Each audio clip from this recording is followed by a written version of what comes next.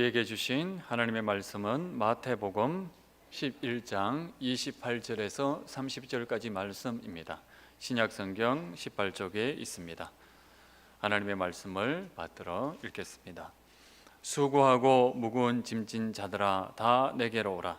내가 너희를 쉬게 하리라. 나는 마음이 온유하고 겸손하니 나의 멍에를 메고 내게 배우라. 그리하면 너희 마음이 쉼을 얻으리니 이는 내 멍에는 쉽고 내 짐은 가벼움이라 하시니라. 아멘. 저는 수능 시험을 치르는 그날 아침에 깜짝 놀랐어요. 수십 년 동안 계속 연결되는 거잖아요. 수능 시험에 좀 늦었는데 경찰이 이렇게 꽉 가서 이렇게 그 학생이 지각하지 않도록 그렇게 데려다 주고, 그리고 수능 아침에 그때 이런 학부모들이 애타하고 마음 졸이는 이런 모습들, 풍경이 하나도 달라진 게 없어요. 그리고 비행장에 항공기가 그 수능 듣기 평가 때는 이륙도 못하고 착륙도 못해요. 그리고 참 놀랍게도 증권시장도 수능 시험을 비켜서 2시간 늦춰서 열어요. 전 세계적으로 유례가 없는 그런 일입니다. 근데 그렇게 해서 좋은 대학 갔잖아요. 바라는 대학을 갔어요. 갔으면 그러면 모든 게 다 해결되나요? 그게 아니라는 데 문제가 있죠. 갔는데 뭐가 있죠? 좋은 직장을 또 가야 되는 거예요. 안 그러면 자기가 또 사업을 하나 펼쳐야 되는 거예요. 그게 쉬운가요? 그렇지 않아요. 설령 좋은 직장을 갔다 그래도 그 안에 들어가 보면 어떻죠?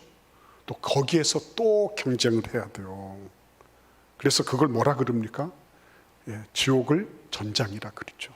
지옥이 아니에요. 직장을 전장이라 그러죠. 전장. 그러니까 직장에서도 전투를 하는 거예요. 죽기 살기로 싸우는 거죠. 그래서 직장 생활 정말 신물이 난다 해서 나와보면 그게 뭐죠? 지옥이라 그러는 거예요. 지옥. 그때 직장 생활하던 게 좋구나, 이런 말을 하게 되는 거죠. 자, 그러면 여러분, 이게 끝이 없잖아요. 계속 끝이 없는 겁니다. 뭔가 이렇게 보면 뭔가 좀 한번 한시름 났다 그러면 그 다음이 또 있는 거예요. 산 넘고 산이다는 말이 그냥 나온 말이 아닌 거예요. 그러니까 오늘 우리가 읽었던 이 성경 말씀, 이 구절은 여러분들도 여러 번 들었을 수 있고요. 아까 2부 때 보니까 수능 시험을 치른 자녀를 두신 엄마인데 평생에 처음으로 교회 나오신 거예요. 우리 교회를. 처음으로. 와, 정말 어쩌다가 한 번씩 이렇게 친구 따라 가기도 할 수 있잖아요. 그런데 이것저것 다 비키고 그 다음에 우리 교회를 오신 거예요. 그러니까 막 생각을 해보면, 그러니까 여러분, 이 구절 속에서 내가 한 번도 들어보지 못했다든지 아니면 이 구절을 내가 여러 번 들었다든지 관계가 없어요. 중요한 거는 뭡니까? 이것이 함축하고 있는 의미가 뭐냐를 아는 거죠. 왜 수고하고 무거운 짐진 자들이라고 말씀하실까요? 다 내게로 오라고 말씀하실까요? 그게 우리의 현실태이기 때문에. 예수님은 현실을 무시하거나 아니면 현실을 외면하거나 도피하거나 이거를 원치 않으셨습니다. 우리가 살고 있는 이 삶의 현장 자체가 수고하고 무거운 짐으로 가득 메워져 있는 거죠. 자, 그런데 이 문제를 그러면 어떻게 하면 좋죠? 왜 좋은 대학을 가려고 그래요? 좀 더 나은 수입, 좀 더 편안하고 안락한 그런 미래, 이런 거를 보장받기 위해서 그런 거 아니겠어요? 사람들이 볼 때 누군가가 저 사람은 비교 우위에 있는 사람이야, 저런 사람은 대우해 줘야 돼. 그래서 모든 것들이 다들 이렇게 알아서 간판에 따라서 왔다 갔다 하는. 그래서 그것 때문에 내가 프리미엄을 얻어요. 그것 때문에 나한테 좀 더 많은 이익이 있어요. 그런 거를 추구하는 겁니다. 그런데 그렇게 추구하고 나서도 나중에 보면 다시 문제가 생기는 거죠. 그래서 수고하고 무거운 짐진 것, 예수님은 절대로, 성경은 절대로 우리의 현실을 외면하거나 도피시키는 것이 목표가 아니라는 것을 말씀해 주시는 겁니다. 그런데 문제는 수고하고 짐을 지고 있다는 것을 있는 그대로 팩트를 얘기하는 것으로 끝나야 되는 겁니까? 그러면 왜 성경이 있겠어요? 예? 모든 것을 다 고발한다. 그 다음에 뭐가 있는 거예요? 예수님이 이렇게 말씀하시는 거죠. 수고하고 짐을 지고 비척거리고 있는데, 그러면 이런 일들이 계속 이렇게 막 순환되고 있어요. 그러면 이걸 어떻게 할 거냐? 그 사람들이 노력을 안 했기 때문일까요? 아니죠. 노력했죠. 최선을 다해서 노력을 하죠. 예? 여러분, 노력을 안 해서 그렇게 내가 어렵고 힘든 일들을 당하는 겁니까? 아니에요. 노력하면서도 당하는 사람들이 많더라고요. 그러니까 여러분, 참 이런 일들을 당할 때 우리가 딱 오늘 성경을 통해서 한 가지를 딱 잡아야 되는 게 있죠. 예수님이 두 가지를 말씀하고 계시다는 거예요. 문제가 어디 있느냐? 노력 안 해서 그런 것도 아니다. 사회 구조의 문제다. 병리 현상이다. 예? 이런 그 어떤 세대의 차이에서 나타나는, 세대 차이에서 나타나는 그런 어쩔 수 없는 갈등이다. 이런 식으로 바깥으로 전부 던지지 않으시는 거예요. 그렇게 하면 쉬워요. 이거는 무슨 문제, 이거는 누구 문제, 이거는 아무개가 잘못했고, 이거는 정권이, 이거는 구조적으로 이렇게 던져버리면은 나는 좀 자유로워요. 그러나 바뀌는 거는 아무것도 없어요. 변화되는 건 없어요. 팩트를 잘 짚었다 그래서 거기에서부터 무조건 대안이 나오는 게 아니니까. 그러니까 예수님 뭐라고 말씀하시는 거예요? 다 내게로 와라. 내가 너희를 쉬게 하겠다. 이렇게 말씀하시는 거예요. 첫째는 방향의 문제입니다. 어느 쪽으로 방향 잡았냐는 거예요. 지금까지 내가 계속 무수한 그런 스트레스를 받고 무거운 짐을 내가 숙명처럼 지고서, 예? 숙명처럼 지고서, 예? 그러다가 어쩌다가 한 번씩 간혹 가다가 먹구름 먹장구름 속에서 한 번씩 비추는 그런 햇빛을 보면서 와 좋다 그러는 것처럼, 어쩌다가 한 번씩 나에게 그렇게 소낙비처럼 조금씩 내리는 그런 행복의 편리를 누리면서, 예? 그러면서 또 견디고 또 견디고, 그거 아니라는 거죠. 맨 먼저 뭐예요? 방향성의 문제다. 이거는 무슨 방향이죠? 내게로라고 말씀하고 계신 것을 우리는 주목해서 봐야 돼요. 내게로는 그냥 예수님께로 가는 거다. 천만의 말씀이에요. 예수님께로 가는 건 맞아요. 그러나 지금까지 우리는 수평적으로 모든 지식과 정보를 받아왔어요.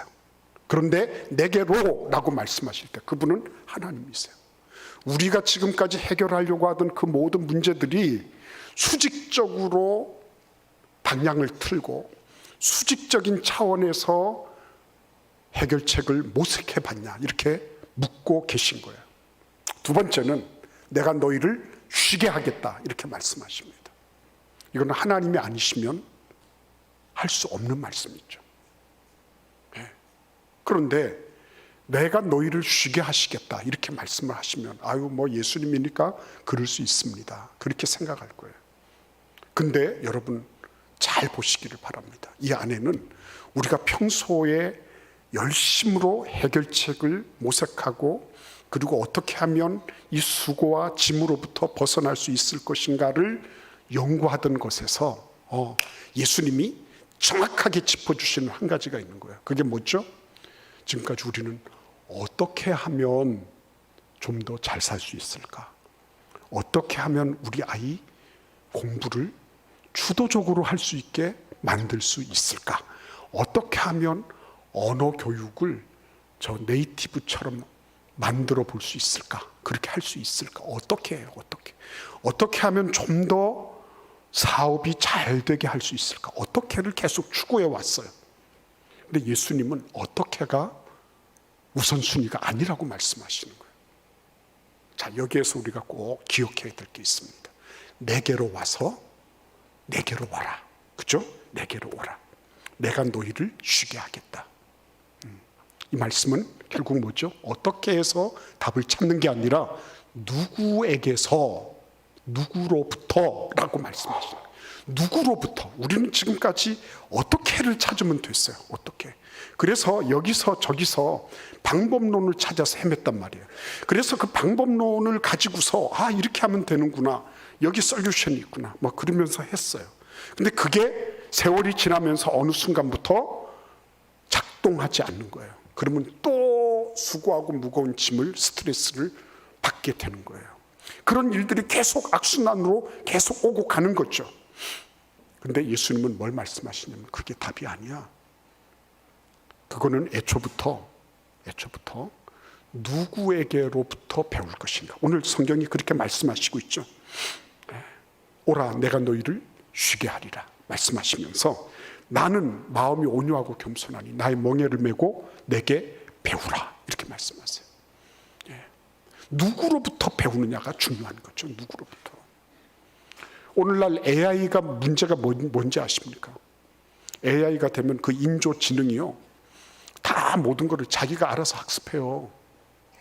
그래서 인터넷 꽂아 놓으면 자기가 전 세계 인터넷 돌아다니는 모든 정보를 다 모아서 그것이 다 정리를 해서 내놓는 거예요.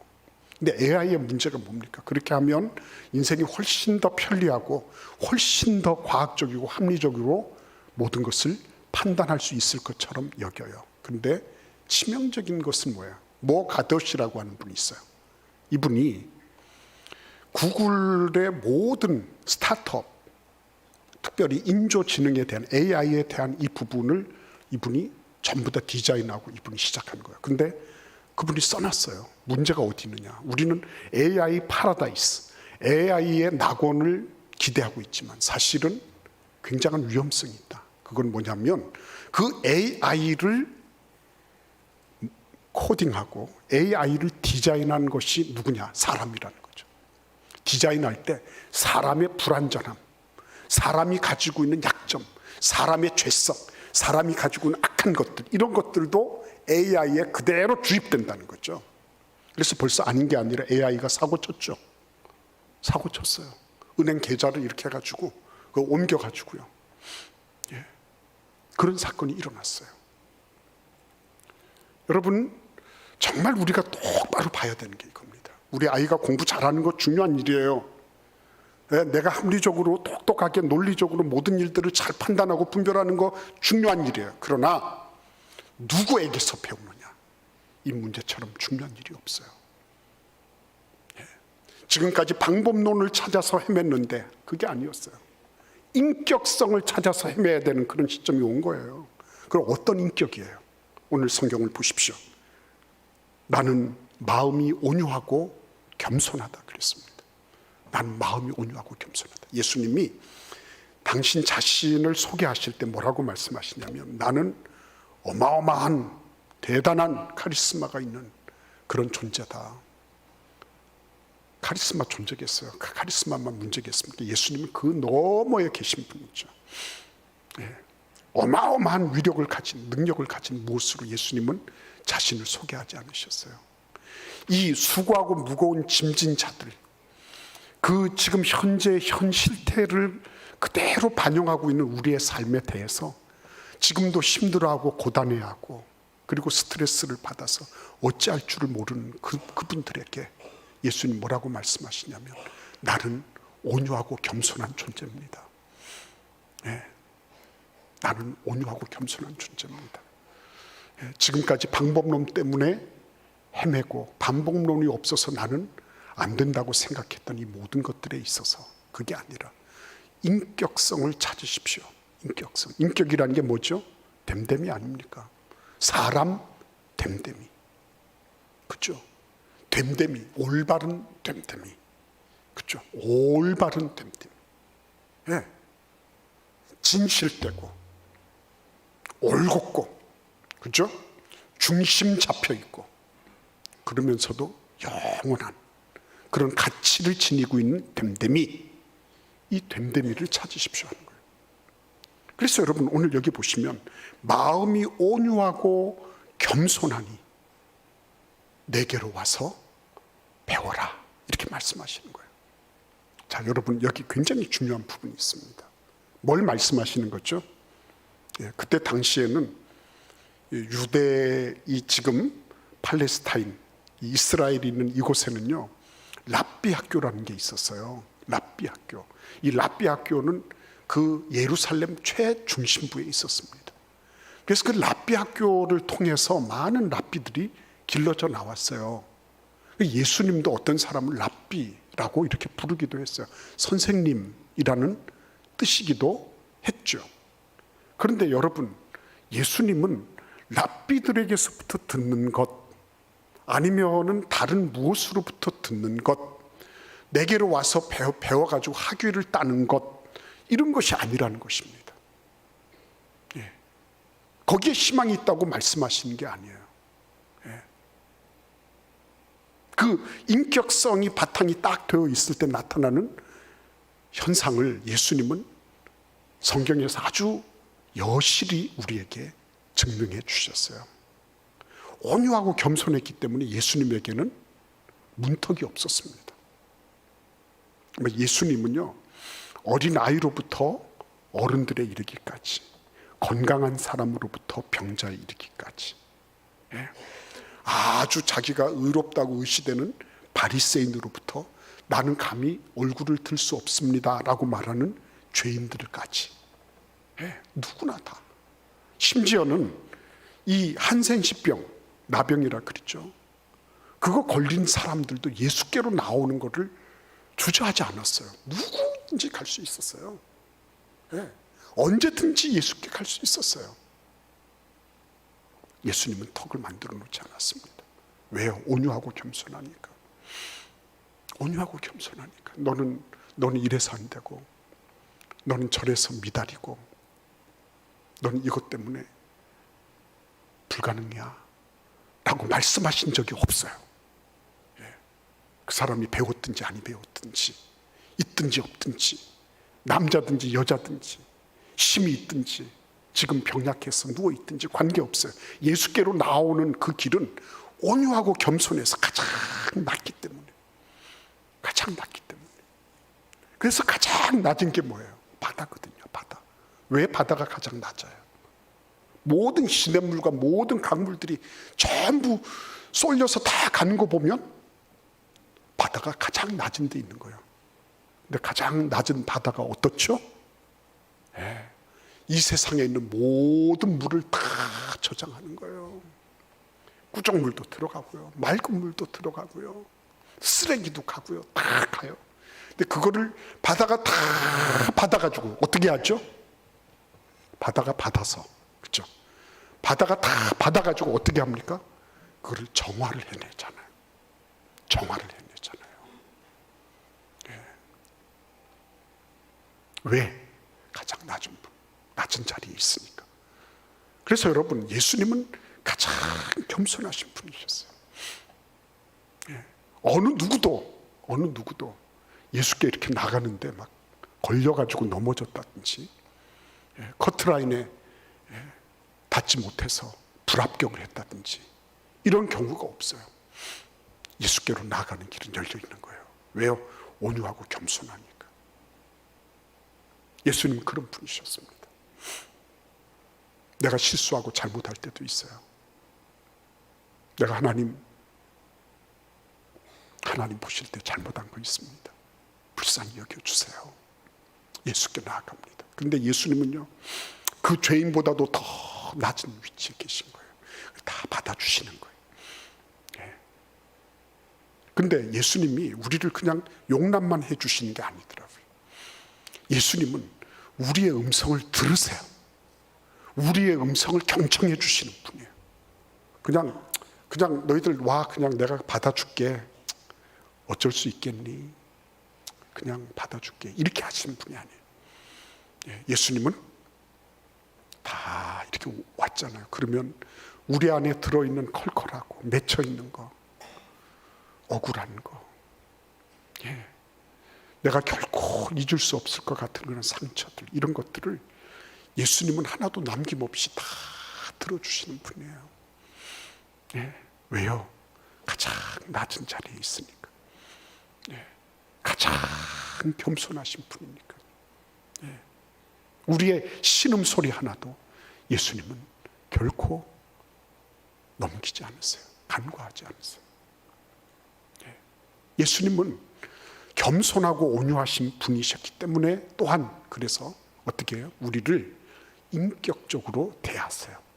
인격적이다고 얘기하는 건 뭐죠? 사람이 가지고 있는 가장 올바른 그런 됨됨이를 가지고, 그렇죠? 우리를 어떤 도구로 아니면 우리를 어떤 수단으로 이렇게 보지 않으세요. 예수님은 우리 자신이 그 자체가 목적인 거예요. 그래서 예수님은 우리를 1대1로 만나 주시는 겁니다.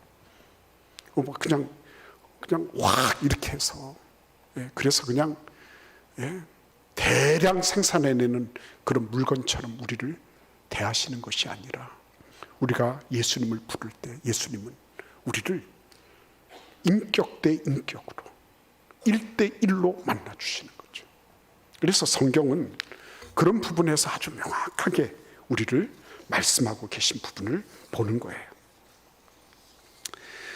요한복음 10장 3절에서 이렇게 말씀하십니다. 문지기는 그를 위하여 문을 열고 양은 그의 음성을 듣나니 그가 자기 양의 이름을 각각 불러 인도하여 내느니라 그랬습니다. 자기 양의 이름을 어떻게 하신다고요? 각각 부르시는 분이에요. 각각 부르시는 분이에요. 그래서 예수님으로부터 어떤 일이 발생하는 거예요? 배울 수 있게 되는 거예요. AI가 사람으로부터 잘못 배워가지고 코딩 잘못돼가지고 엉뚱한 짓 하죠. 이제 똑똑하기 때문에 그 똑똑한 정도만큼 더 큰 폐악을 미칠 수 있는 거예요. 근데 여러분, 이 자리에 계신 여러분과 제가 정말 필요한 게 왜 그러느냐? 이게 예수 그리스도, 예수님을 통해서, 온유하고 겸손하신 그 예수님을 통해서 배우는 것이 인류의 희망이기 때문에 그런 거예요. 이게 인류의 희망이에요. 아무리 생각해봐도 그래요. 내가 열심히 뭔가를 했어요. 그리고 이루었어요. 근데 가만히 보니까 그 안에 죄라는 게 들어있어요. 목사님, 너무 그렇게 너무 죄책감을 자꾸 불러일으켜서 억지로 믿게 하려고 하지 마세요. 나도 다 알아요. 목사님, 그런데 양심에 거리끼는 짓 하지 않고 어떻게 이 세상을 살아갈 수 있어요? 다 주변에 보니까 교회 다니는 사람들도 다 그러고 다 그런 짓 하던데 왜 나만 예외가 돼야 됩니까? 목사님, 너무 그런 소리 하지 마세요. 나는 그렇게 막 의인이 되고 싶거나 막 나는 죄인 되기도 싫지만 나는 의인도 되기 싫어요. 이런 분들이 있어요. 여러분, 예수님께서요, 지금 너희들이 지금 잘잘못을 가려가지고 옳고 그른 것을 확실하게 구분해서 와라, 이렇게 말씀하지 않으세요. 배워라라고 말씀하세요. 배워라. 그래서 뭐가 필요한 겁니까? 29절과 30절 말씀 우리 같이 읽어보겠습니다. 나는 마음이 온유하고 겸손하니 나의 멍에를 메고 내게 배우라. 그리하면 너희 마음이 쉼을 얻으리니 이는 내 멍에는 쉽고 내 짐은 가벼움이라 하시니라. 여러분, 이 말씀 잘 보십시오. 뭘 메고 배우라고요? 멍에를 메고. 멍에는 뭐 하는 거죠? 가축들끼리 서로 연결하는 거예요. 멍에. 아니면 가축과 뒤에 있는 따라오는 수레나 짐 같은 거, 이런 것들이 서로 연결되도록 하기 위해서 멍에를 매도록 하는 거예요. 근데 여러분, 오늘 이 말씀을 자세히 보세요. 이 멍에는 누구의 멍에예요? 예수님의 멍에예요. 그러면 멍에를 누구하고 치는 거예요? 내가 예수님하고 치는 거예요. 네? 여러분 한번 생각해 보세요. 저는 이거를 이렇게 상상을 해보니까 너무 기분이 좋아지더라고요. 왜냐니까 어차피 수고하고 무거운 짐이 있거든요. 우리 인생에. 우리 인생에 어차피 수고하고 무거운 짐이 있어. 그런데 예수님이 말씀하시기를 그 수고하고 무거운 짐, 그걸 그대로 내버려 두지 말고 방향을 전환해라. 그리고 그 모든 문제, 이 수고하고 무거운 짐에 대해서 해결책을 가지고 계신 예수님으로부터 배워라. 그러려고 하면 이 멍에를 매라. 근데 누구하고 매냐? 예수님하고 매라. 이 말씀이죠. 멍에를 매게 되면 어떤 일이 발생하죠? 멍에를 매게 되면 어떤 일이 발생합니까? 아주 분명한 건 보조를 맞춰야 되잖아요. 그죠? 보조를. 안 그러면 이게 멍에가 같이 작동이 될 수 없어요. 예? 멍에를 이렇게 매 놨는데요. 이게 보조가 서로 맞지 않으면 그러면 무슨 일이 발생하느냐? 결국은 서로 아파요. 이게 엄청 아파요. 예. 나는 이렇게 했는데 여러분들 이 삼각 이거 2인 삼각 해보셨죠? 해보시면 어때요? 같이 보조를 맞춰야지 쭉쭉 나갈 거 아니에요. 근데 한 사람은 빠르고 한 사람은 늦으면 어떻게 돼요? 나동갈아지잖아요. 여러분들 한 번도 안 해보셨구나. 저는 해봤어요. 예, 해봤어요. 예. 궁금하시면 한번 집에 가셔서 해보세요. 예, 둘이서 한번 이렇게 묶어가지고 해보세요. 예. 보조를 맞추게 돼요. 그러면 예수님이 어떤 길로 인도하시죠? 예수님이 요한복음 14장 6절에서 이렇게 말씀하셨어요. 내가 곧 길이요 진리요 생명이니 나로 말미암지 않고는 아버지께로 갈 자가 없느니라. 이렇게 말씀하셨어요. 예, 그분하고 보조를 딱 맞추잖아요. 세 가지가 분명해지죠. 하나는 뭐예요? 길이 분명해져요. 내 인생길이 지금까지 뭐 암중모색하면서 방법론 찾고, 예? 길이 분명해져요. 두 번째는 생명력이 완성해져요. 그리고 내 마음속에 이게 진리구나 라고 하는 확신이 있어요. 막 이렇게 저렇게 이 사람 말하면 이게 맞는 것 같고 저 사람 말하면 저게 맞는 것 같고 우왕좌왕하지 않아요. 예, 우왕좌왕하지 않습니다. 그 길을 딱 걸어갈 수 있게 해주시는 거죠. 와, 그렇기 때문에요, 오늘 이 말씀에 보시면 결국은 뭐죠? 쉼을 얻으리니 그러잖아요. 쉼을 얻으리니. 무엇이 쉼을 얻어요? 마음이 쉼을 얻는 거예요. 마음이. 네, 마음이 쉼을 얻어요. 근데 여러분, 주 6일 근무하다가 주 5일 근무했어요. 그러면 행복도가 더 높아졌을까요? 높아졌을 것 같아요, 제 생각에는. 그러면 주 4일 근무하면은 행복도가 더 높아질까요? 높아질 수 있겠죠. 주 3일 근무하면요. 아니, 월급은 그대로 다 주고, 월급 깎일까봐 그러지 마시고, 월급 그대로 다 주고, 주 3일 근무하면 더 행복해질까요? 그럴 수 있겠죠. 근데 한번 생각해 보십시오. 주 3일이든지 주 4일이든지 왜 자꾸 쉬려고 하죠? 왜 그렇죠?